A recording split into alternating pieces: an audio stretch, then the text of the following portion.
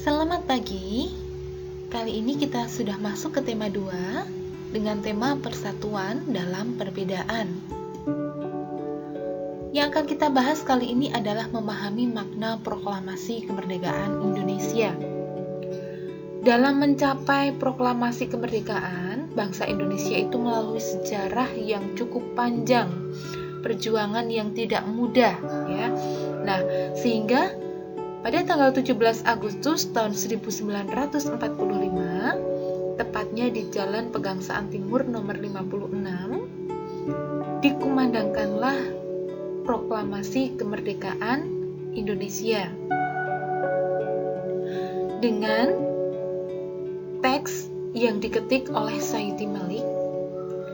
Bendera yang dikibarkan adalah jahitan dari Ibu Fatmawati, ya. Jadi yang menjahit bendera merah putih adalah Ibu Fatmawati.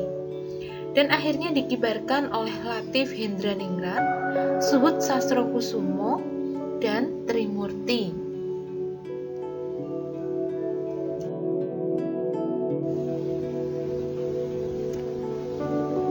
Makna proklamasi kemerdekaan bagi bangsa Indonesia. Yang pertama, sebagai puncak perjuangan Indonesia. Bangsa Indonesia telah dijajah selama bertahun-tahun oleh bangsa lain. Nah, penduduk yang berlatar belakang berbeda ini merasakan sesuatu yang tidak menyenangkan. Mereka tidak pernah dapat merasakan kehidupan yang nyaman, sehingga mereka bersatu untuk melawan penjajah. Proklamasi kemerdekaan merupakan hasil dari perjuangan para pahlawan kala itu. Yang kedua, pengakuan kepada dunia luar. Dengan membacakan teks proklamasi Indonesia mengumumkan kepada dunia luar bahwa Indonesia adalah negara yang berdaulat. Yang ketiga, menaikkan martabat bangsa. Dengan dibacakannya teks proklamasi, memberikan pesan kepada negara lain bahwa Indonesia adalah negara yang bebas dari penjajahan, negara yang memiliki martabat, dan negara yang mandiri. Yang keempat, perjuangan sebagai negara baru. Indonesia adalah negara yang dibangun oleh rakyat dan untuk rakyat. Negara Indonesia adalah negara yang mandiri dan tidak tergantung kepada negara lain. Dan yang kelima, tonggak sejarah negara Indonesia. Pembacaan teks proklamasi merupakan awal dari masa kemerdekaan Indonesia yang terbebas dari belenggu penjajahan. Adapun faktor-faktor yang menentukan pembentukan NKRI. Yang pertama, keinginan merdeka dan lepas dari penjajahan, ya.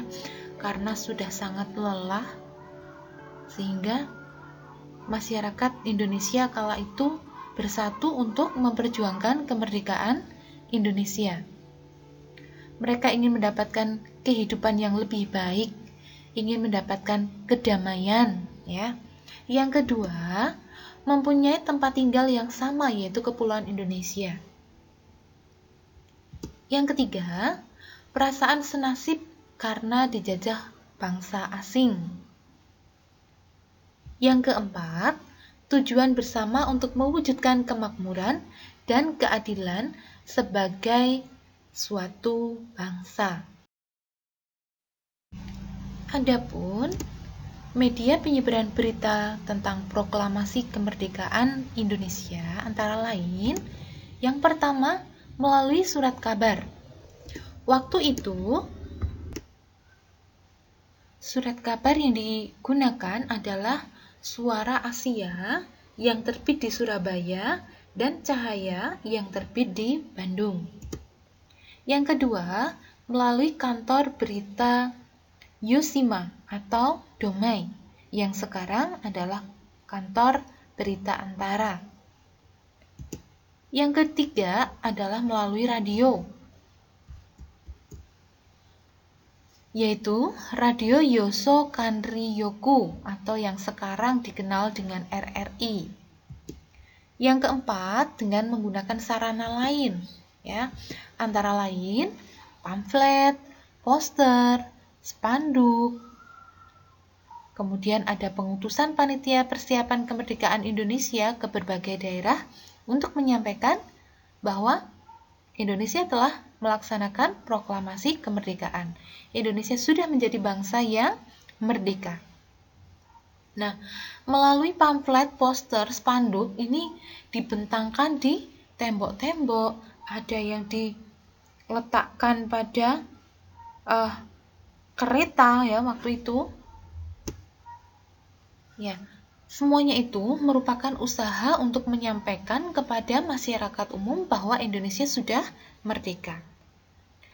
Tokoh dari PPKI yang terlibat dalam penyampaian berita ini antara lain Tengku Muhammad Hasan, itu ke daerah Aceh. Kemudian ada Samratulangi ke daerah Sulawesi. Ada Ketut Puja ke daerah Sunda Kecil atau Bali. Kemudian ada A.A. Hamidan, yaitu ke daerah Kalimantan.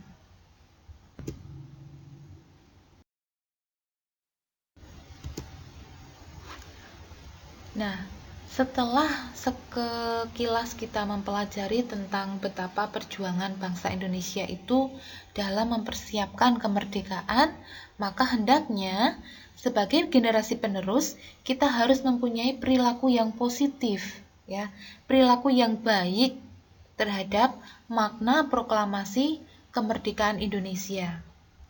Contohnya, yang pertama, berpikir kritis terhadap hal penting yang terjadi pada negara Indonesia. Terkadang, hal-hal kecil yang sifatnya provokatif ya, tidak terasa atau tanpa kita sadari mulai memecah belah ya. Jadi kita harus tanggap, kita harus kritis. Misalnya ada berita yang masih simpang siur, ya jangan langsung kita percaya. Yang kedua, memiliki kemandirian dan berani membela kebenaran. Dimulai dari hal yang kecil saja, ya. Ketika kalian mengerjakan tugas, ya dikerjakan sendiri. Kemudian berani membela kebenaran. Ketika ada teman kalian yang berbuat salah, jangan takut untuk mengingatkan, ya. Tidak usah takut kalau nanti dia marah atau bagaimana, kita harus memberitahu dengan baik.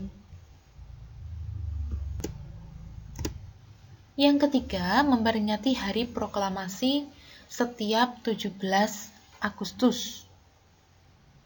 Jadi, setiap tanggal 17 Agustus kita wajib memperingati hari proklamasi. Seperti pada tanggal 17 Agustus kemarin, karena masih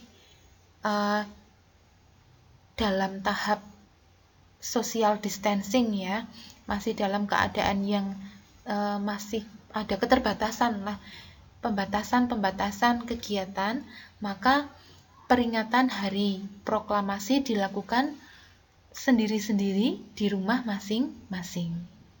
Salah satunya dengan cara apa? Mengikuti upacara yang dilakukan, bisa melalui televisi atau melalui media lain, contohnya YouTube ya. Yang keempat, menjunjung tinggi asas yang telah disepakati bersama. Yang kelima, menumbuhkan sikap gotong royong. Nah, sikap gotong royong itu akan membuahkan hasil yang sangat baik. Dari sikap gotong royong, nantinya akan terbentuk rasa kekeluargaan. Nah, rasa kekeluargaan inilah yang akan memperkokoh Negara Kesatuan Republik Indonesia. Yang keenam, menjalankan nilai-nilai Pancasila dalam kehidupan sehari-hari. Dimanapun kita berada, baik di lingkungan keluarga, lingkungan sekolah, maupun lingkungan masyarakat, hendaknya nilai-nilai luhur Pancasila itu selalu kita terapkan. Baik dari sila pertama, sila kedua, sila ketiga, sila keempat, dan sila kelima. Niscaya, ketika kita semua sudah dapat menjalankan nilai-nilai Pancasila yang di dalam kehidupan kita dengan baik, maka negara Indonesia ini akan menjadi negara yang solid.